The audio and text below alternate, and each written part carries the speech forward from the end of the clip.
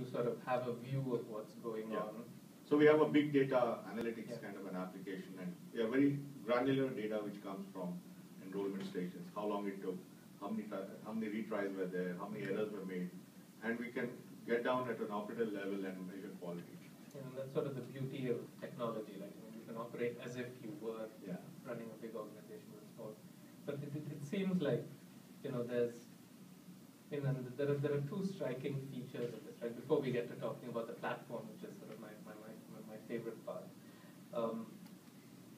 which is that one is by creating this sort of ecosystem where you have a small footprint centrally. You're seeding the ability as a government entity to create a large empire of employees, and you're also seeding procurement to other people, right? Yeah. And in some sense, this seems like our stereotypical government organization goes after both of these, right? And so I'd run a company with 100,000 people, so I had no desire to recreate another empire of 100,000. So I was there to solve a problem, and nor did I have any particular desire to buy the stuff and all that. So by seeding these two things, creating a large organization or procurement, I think we gained hugely, creating a very flexible, mobile, a rapid ramp up, rapid ramp down kind of an ecosystem. So that's right. That wasn't that, and the other I think important point was that not trying to do everything yourself, which is corollary of this. Leverage existing players out there. We know that state government wants IDs to improve their databases. We know that banks want IDs to improve their accounts. So find partners who have a stake in having a better ID system and bring them on board.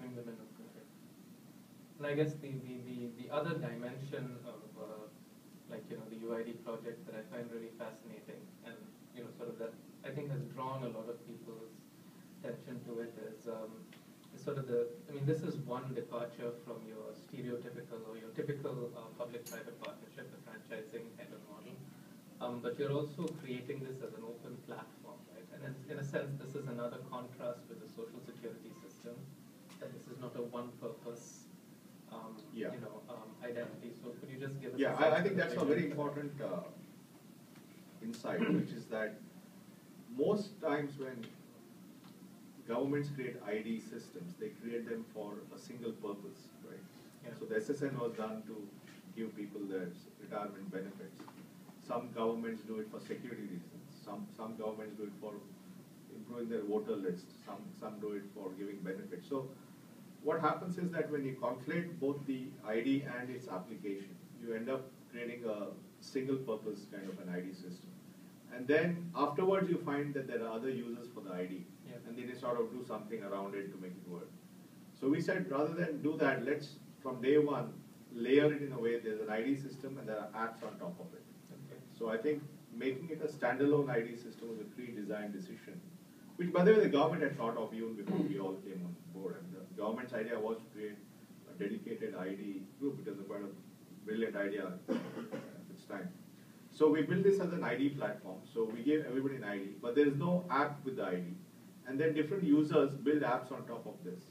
Okay. Now, this one, it has several benefits. One is that it creates an innovation platform. So more and more people can build apps on top of this, and over time, we'll have many more apps.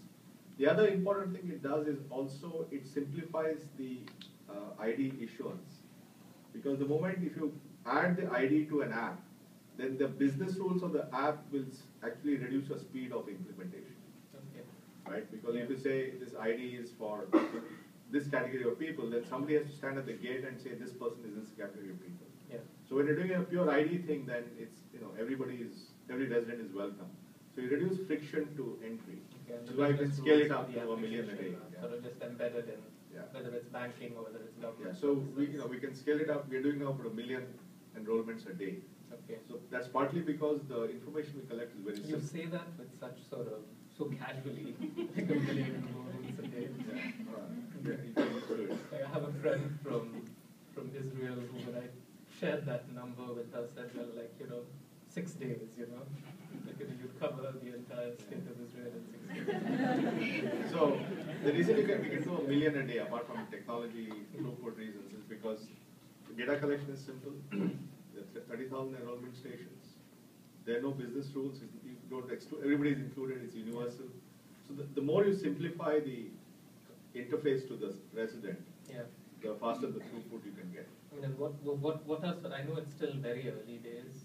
I mean, you've got 380 million enrollees, but if you put this in the perspective of the timelines of technologies like this, sort of that it's often a decade before the ecosystem flourishes to the point where you start to see the benefits. So with the caveat that I know it's been less than 3 years since the enrollment started.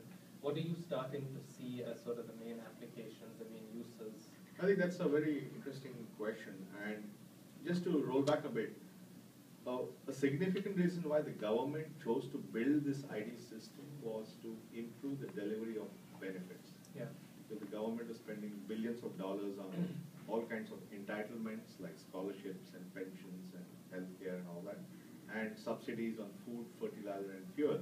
Yeah. And the main reason actually was to make that more efficient. So obviously that is the first application that is being taken up, because that was the purpose of this whole ID system. Yeah. So we've just taken up this project to do direct benefit transfer and direct cash transfer into people's bank accounts. So we built an ecosystem on top of the ID system, working with the banks and other players in the banking industry. And the government has rolled that out in 43 districts and has now taken up another 81 districts. And totally we have about 600 districts. So already it's about 20% of the districts in the country. Okay. And the idea is that all kinds of benefits, scholarships, pensions, your LPG subsidy, all these things will go into bank accounts. Okay. And this will be an actual application of the ID. Okay. And that is going to, it is going to have two benefits. One is going to prove the model of how it's used. Yeah. And second, it's going to deliver savings by making it more efficient. So that's how the project will also recover its investment. And each government, each state government, or each entity that is responsible for delivering these. Yeah, so it's a distributed model. I mean, the department which gives scholarships does for scholarships. The department that does, the oil companies do it for LPG cylinders, gas cylinders. Somebody else does it for pensions. So that's a distributed architecture. Yeah. But they all follow the same process. Okay. They all follow the same process of digitization and rollout.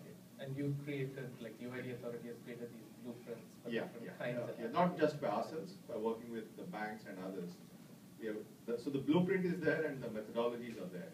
And now everybody has to use the methodology and blueprint and scale it up.